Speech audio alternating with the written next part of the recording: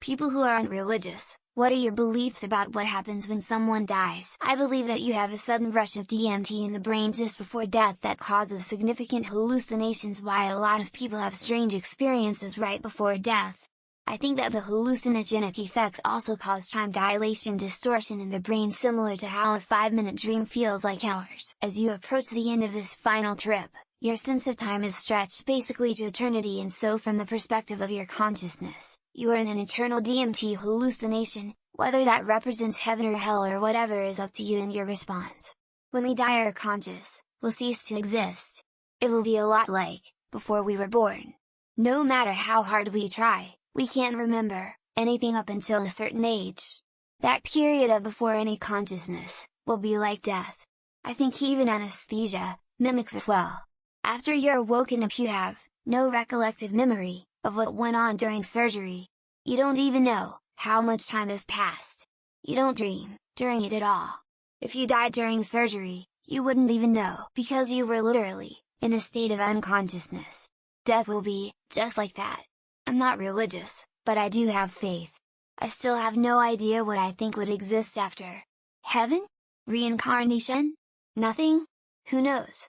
No one knows for sure.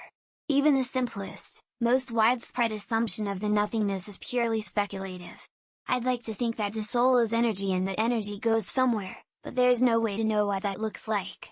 When we still have consciousness, a different form of consciousness, or is consciousness only possible because of the meat suit that the spirit inhabits? I don't know, man. I try not to think about it. The same as religions, we will turn back where we can be part of the greater collective. I just don't think that God that created everything was so bad at planning that he put his prophets all in the Middle Eastern area, without thinking about the Mayans or Incas or any other place further from Middle East. And on top of it, he decided to do so in the last 2k 3k out of 200k 300k years of human existence, kind of late to the party. I honestly don't think he or she even cares about prayers or devotion or worship unless he is a massive egocentric narcissist. I have several theories. I'm not religious, but I think it is possible that reincarnation is a thing. Have you ever had déjà vu at a random time?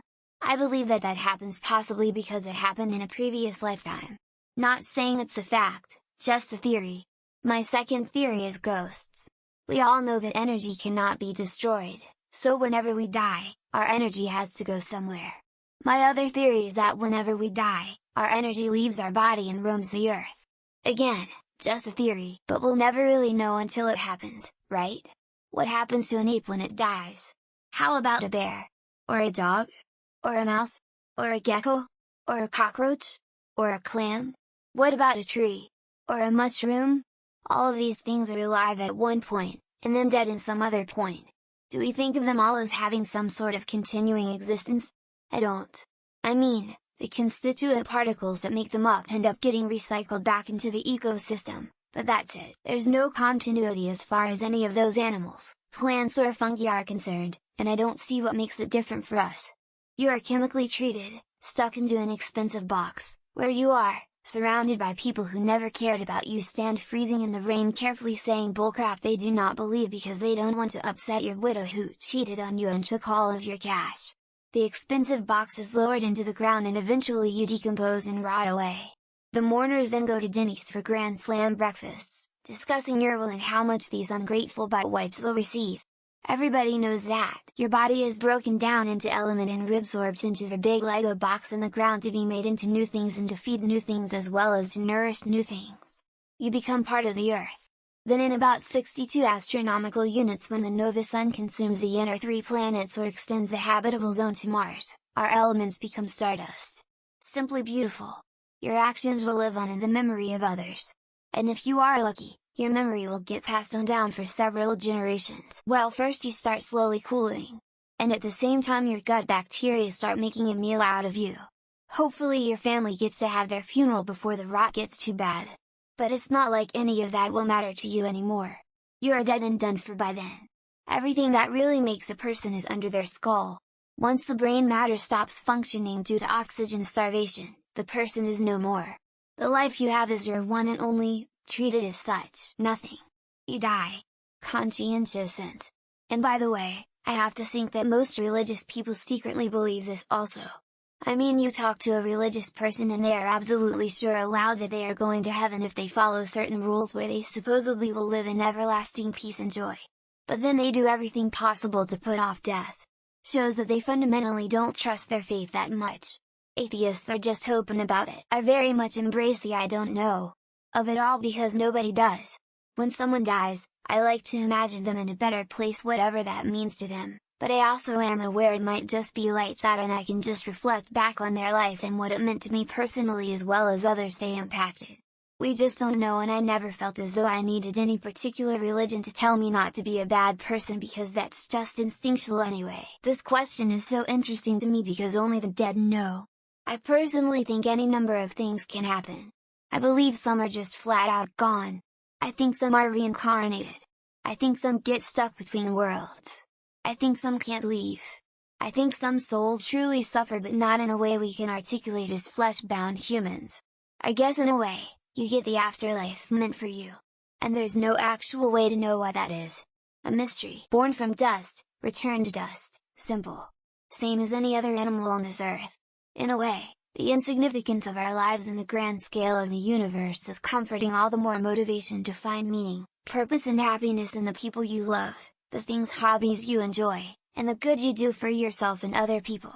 You have one life, make the best of it, because we're all going to end up in the dirt at some point, as it's a mystery how we are an electrical system of meat and bone that can think and feel.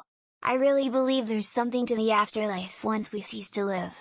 My belief was reinforced when the evening after my father passed, I could smell him in my house and I firmly believe he came by to see his granddaughter and say goodbye. I've had other paranormal experiences that are real and powerful to me, but I just can't explain. To paraphrase Third Rock from the Sun, governed by the laws of physics, as are all living things, it is a scientific fact that hearts and clocks slow down as they approach the speed of light, the point at which matter is converted into energy. When my heart approaches the speed of light, it will begin to convert my matter into energy, into pure white light. Though I will no longer be with you, I will be all around you. I am more spiritual and don't consider myself religious. I believe we all have souls, which is our essence and eternal form. When we die, we return to where we came from, with the other souls. Our soul reflects upon that life, and the lessons that were learned. Then eventually we reincarnate, and doesn't have to be instantaneous. We may come back several hours later, to even several hundred years later. In Earth time, I assume they just don't exist. That's it. I was dying, went black. I'm sure if I wasn't in the hospital, I would've just died and wouldn't have known. I could also believe that maybe in a sense we come back as something else. Not that we'd who the fuck know, this universe is a magical place. Don't believe in heaven or anything though, I mean literally sounds like a child's fairy tale. To be honest, I'd like to think it's instant reincarnation and your fate is depending on how to run your past life and the karma bad luck you get is because of something you did previously. I also would like to mention I do believe that a greater being may be out there, I just don't want to put a name to it because I don't know what it is, kinda like if you tried to guess a stranger's name. I go by the old standard of energy doesn't die, it just transforms. Now whether consciousness does also, I can't say either. I'll find out one day, or I won't. Also, there was a Bill Burr stand-up where he mentioned an atheist describing it like this: remember how things were before you were born? When the person answered no, the atheist replied, yeah, it's something like that. I think it is the same as before I was born. I'm simply not here. While alive I'm just borrowing the carbon, at the end I give it back. By being alive, we leave a ripple effect behind from our interactions with strangers, our friendships, our family relationships, our work. Being alive is a wondrous anomaly and each person can make a meaningful impact while alive. What happens to magma that becomes a rock? What happens to a rock that becomes sand? What happens to sand that becomes glass? We're not special. Consciousness is not special. Sentience is not special. We're just a collection of chemicals and electrical impulses. Once the juice stops flowing, we return to the soil. We grew from food, and we return to food. The end. If you had a friend who got a job promotion but is moving to another country, would you miss them? Even though you believe they are better off now? I lost my dad 2 weeks ago. As he was dying he saw his brother on the other side. He told me that he was going to be taken care of and not to worry. I believe him. It hurts to not be able to speak with him anymore. Try reading Isaac Asimov or Arthur C. Clarke, these were written in the 40s 50s. You will be lost at first, After reading both books twice I then understood, was 12 when I found these books, sorry cannot remember the names. A.C. Clarke mathed the geostationary orbit of the satellite in the early 40s. Correct me if I'm wrong, 235 km. I don't really think about it too much. Worst case scenario, it's lights out and that's it. I'm okay with that. I don't see why so many people crave an afterlife so badly. Like, isn't death supposed to be time to rest after life? To me that would be like clocking out for the day only to realize you gotta work another shift. I'm good on that. Their existence, mind, consciousness, personality, whatever you want to call it, ends. Their body decomposes unless extraordinary steps are taken to preserve it. There has never been any verifiable evidence to the contrary, or any reason to believe in the continued existence of a soul, spirit, whatever, other than wishful thinking. I'm of the belief that I have no idea, and spending too much time worrying about it is a waste of my time and energy. I'll just focus on being decent to people around me and setting up my family for financial security in case I catch the wrong end of a bus. Anything on the other side of my death I can worry about when I get there. You have a life review, no one judges you for it. However, you feel exactly the way you made every single person in your life feel. So spread love and joy as much as possible. You will feel a love like never before and meet your guides, angels, ancestors, and God. There is no hell.